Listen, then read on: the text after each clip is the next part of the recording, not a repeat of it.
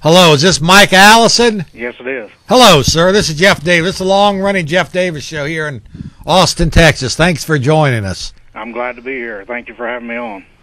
Now, we just played a couple news clips. Where are those news clips? Are they coming from Illinois media sources, or? Well, the area where I'm located is right on the Indiana-Illinois line, and we don't have any big TV stations on the Illinois side. So the story originated from Terre Haute, Indiana, and it's Channel 2. It's a WTWO Channel 2 out of Terre Haute, Indiana, and Patrick Fazio was the one that did the reporting. What's that, an NBC, ABC? NBC affiliate. NBC affiliate out of Terre Haute, Indiana. Right. Okay, Michael, so we got, some of the gist there from the newscast. Tell us exactly, your story. Well, basically it started back in 2001, and an incident in 2003 and an incident in 2005, which took place in Bridgeport, Illinois, which is where I live. And it originated over a city ordinance that the city put into place, and the false pretense of the ordinance was basically to get rid of any junk, eliminate any junk cars from the city limits. And why I say it's a false pretense is because they're not using that ordinance in that manner. And in my own particular case, I had 3 classic cars on my private property, and 2 of them were in the process of being restored, and I had already rebuilt and restored the motors in both of them. They were classic Buicks, 60s Buicks, and the third car was a 60s Oldsmobile, and it had been wrecked, and the wrecked parts had been dismantled, and it was not drivable, and it was in pretty rough shape.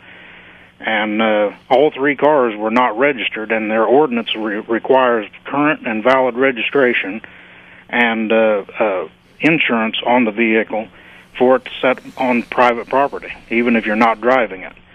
And in 2001, whenever this all came up, I went to City Hall to meet with the mayor and the chief of police to find out what my rights were and what I might need to do to comply with it. And the way it all turned out was I ended up having to buy registration for all the vehicles on the property, regardless of the fact that I wasn't even driving the cars. Yep. All right, so important. I want to emphasize this, Mike. You were in compliance with the ordinance? They were saying that I was in violation of the ordinance because my cars were not registered. But you did register them eventually. In 2001, that was my only way to comply was to register the cars. And then I talked to a local attorney to find out what my rights were after in 2003, they had sent me another notice saying that I was in violation once again. So how were you in violation? They were saying because they were in my driveway and not completely enclosed within a building, they had access to be able to see the license plate, and they just run the plate and find out that it's not valid, not current. And if it's not valid and up to date registration, then they say you can't have that car on your property. And the only way to comply with the ordinance is to put registration on the car, and then that still isn't a complete fix because after the chief of police basically threatened me after I said I would just register all the cars. Yes. He said, if you think you can put registration on those cars and just let them sit there, I'll still haul them off for inoperable vehicle. And I said, every one of them starts. And he said, but can you drive them out on the road? And I said, no, I can't drive them out on the road. That's the reason why I'm working on them. And I said, there's little things wrong with each one of them, and I'm repairing and restoring the car. And so he said, if you can't drive them out on the road, then they're inoperable. And he said, I'll still haul them off. So I didn't know what to do at that point. So I tried to go over his head to the sheriff's department in Lawrence County, and ended up getting threatened over there too. And So initially, you were terrorized over these cars sitting on your property. Yeah, they were basically saying they wanted those cars, and I had no right to keep them because they were in violation of the ordinance. Yeah. And so in 2003, I purchased the registration and just hoped for the best. And then because I was threatened at the sheriff's department and I knew there was no other authority that I could go to, I decided to go back to the chief of police and have him sign off on the notice saying that I complied and that that was the end of the matter. So he did sign it, and nothing happened until 2003 when they sent another notice saying that the registration that I bought in 2001 had expired. And so in 2003, I had talked to an attorney, and he said, don't worry about the 10-day notice. Wait until they write a ticket. Once they write a ticket, you can fight it. You can bring it to me, and we'll take care of it. So I was waiting for a ticket to be issued, and for any due process that I should be entitled to under the Constitution and the laws of the land. And so when they sent the first notice, I basically ignored it, waiting for a ticket. And it was May of 2003. And 3 months went past, and in August 8th of 2003, they sent a second notice saying with a handwritten threat that I had that they had sent me notice on May 1st and that I did nothing. And 10 days from now, if you don't show proof of valid registration on your vehicles, they will be towed away, is the way they put it. Wow.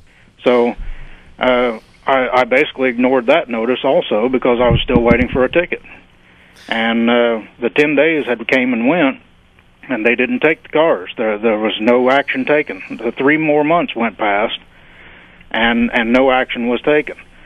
So in November of 2003, on November 9th, I was planning to leave the state to go to Arizona on a construction job. So on November 9th, I was preparing to leave, and I left on the 9th. And I found out later, because I was already gone, that on the 10th of November of 2003, they came onto my private property and illegally seized 2 of the cars. Wow. They took the 2 Buicks, the ones that were more valuable, the ones that ran, and the old Oldsmobile that had been wrecked, and it was in rough shape and everything. It was parked 50 feet away from one of the Buicks they took, and it stayed right there on the property. So this is more than just recording police. This is they're actually thieves. That's exactly after they took action against me in 2003. And this continued. I eventually filed a lawsuit, and with that lawsuit, I discovered that there was more to it than what it seemed on the surface, and. So backing back up, in 2003, when I got my cars back after they were illegally seized, my mother actually did it because I was, she got them back for me because I was in Arizona, on my way to Arizona. So she came to get my mail on the 15th to pick up my mail, and she noticed the cars were gone and assumed that the city was responsible because of all the threats that were leading up to it. And so she tried to get in touch with the city. There was nobody at City Hall. She tried calling City Hall. No one would answer. So she called the Illinois State Police and reported the car stolen. And the state police officer came and did an investigation, found out where the cars were at and why they were taken. And he told the state police officer told my mother and her brother, my uncle, on a couple of occasions during that whole investigation that what the city had done was illegal, and that a good attorney could fight this. Who said it was illegal? The Illinois State Police officer who showed up to do the investigation for the stolen vehicle report. And I don't have his name right here handy. Okay. But he told my mother on a couple of occasions during that investigation that they had acted improper, and that they didn't have the authority to do what they did, and that they were enforcing the ordinance illegally. And he said that a good attorney could fight this. So in 2003, we got the cars back. She found out where they were. She had to pay all kinds of fees and everything. They call them towing fees and impound storage fees. But they're not towing fees because we didn't call to have them towed. They were illegally seized without the legal authority to do so, and then we had to pay extortion fees to get them back. Yep, that's about right. So we got them back. She got them back and had them put back on the property, and they forced her to buy registration as a condition to even get them returned.